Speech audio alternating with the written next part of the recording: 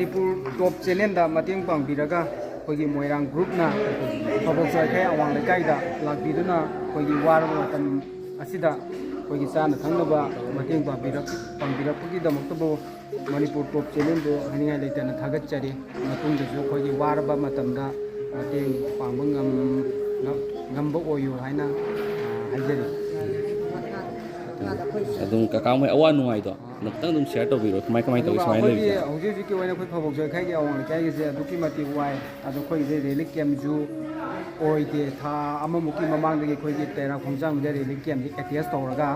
dc dagi siang be manga tara lora dumaina yam likna charger laibani aduga tiang sa hawai changwai adum ba gi khara khajik phangba natna khoi gi himna khona ba andena mopang ba phiron lung adumadi kogi sarkari matai lagi bawdi phangba laitri aduna koi odi laiba condition de injalapanina takka ngangbiyo ka injalapanina koi ngasai awaba je dum khara de mayong nei haitare aduga koi odi lairiba je amode koi gi chaudaba jum chaudaba jinga amadi jum mai chakraba kanguga koi sumai tona punjalaga laijabani koine lairi mafan ni lairi je waipro ki mi khara su yaure bangladesh khara su yaure adu sumai tona laibani aduna कोई हाइजनिंग मसीदी कोई सरकार ने जो कोई application थारगा कोई फाइजुम दुरुम सुनब चानब पीबीओना हाइगिब लेगरे अदुबो मसी फाउके सरकार ने केमता Young संबिरते अदुगा si manung da tummi na trene manung da pi loi thambe bo dikse aduga munggang yo ko ko sire da tummi je khoi na ko si ga ni ki si je khoi charu tha ya de ba charu tha da da ye tum ka ka na ya ina si tumpham laita bai ro kamai toy dari manu yum sa ke bai ne ko loi sa kana lo si dari ki si ra ko tum ba ya ba ne ke si adu ko na sak ra ga di ko moi ko ki myam da ko no kha no chon no na mo ye wo ko ni kun ji tha do sa ki ta di moi chen chen le le ji lo ko na do ye da कोई सरकार हाइजनिंग मसीदी को कोई होजी पाद सरकार आई fungi बसे तबुं जे कछु पंगदे अदु कोई रिली कैम्प दा लेबा खतम उबा हाइतारे अदुगा कोई खुन खुन दा लेहरगा रिली कैम्प दा लेहौदो kakao mai really kem oi roi tari ba si ja ओइना बदि होनरी बको अदुगा होजी ओइदरी बाय तारे kai gi no boi dai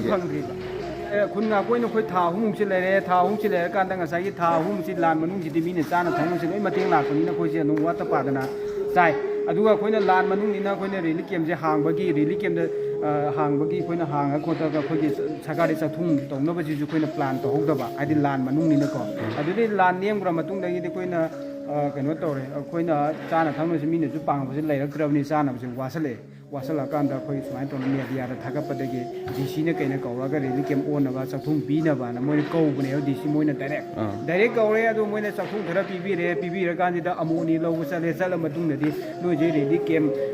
सुमाय तो रिली कैम ओनद्री खोत्रि हाय अदुमाइना हारपदगी अदु कोइ एमएलए कोइ प्रेमचंद को कुंबी केंद्रगी अदु मंगोन तानदना रिली कैम से ओनबा खोनबा ने कोइ तौनो खोनो हुजिपुदी याम कन होनरी को होनरी मरक सिदा कोई की सरकार की बुदी दुम चेंग चाकते कोई वातना बुदी मोना नुम पीपीरे अदुगा सरकार की ओइबा रेली केम अमदा सब चाना फंग जखुंग दे कोई लेकाई दे फंगते अदुना सरकार न कोई हाजनी मोने रेली केम द लेबा मिदी ngakang थोरगा थबाय गांग सुरोगा नोम हाजिरा सुरोगा जुको मोदि पैसा इमुंग मनुंगी मेंटेन तोबा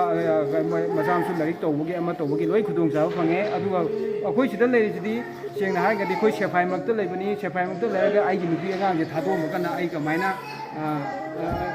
कमाइना हाजिरा सुबु सकनी लंगबै सकनी अदुना चटपसु यादबा अफाफुना दुम सिदा तौ लेरे अदि इसाइ सु लरि नुनु तमदोबसु कसai सराकै चौथुंग दुकेम फंगद्रमी को याम वारे अदु वारी मथक सिदा मो खोइना फंग खोइना पामिसे खोइगी सरकार की ओइबा रेली केमदा फंगिबा खोइगी जोका नुंगा पोर अमो पोर फंगी सुमाइना खोइ लेकाइ सु खोइ फंगनो खोलो तौरगना खितंग अवाबदो मेखनना सरकार की मैकै दि पामे हाय mateng pa mamang ni kana mi lakhi pi or ba मी हाय खोइ रानाई यामना पांगबन लाक्बी अदुगा खोइ सरकार की मैकै दगी दि अमत लागते अमत फंगदे तौबदपु सरकार की खोइ था अमुकी ममांग दगी दि अखोइ चेंगे खगा पिरगा चारि सि मंगारे सबै सरकार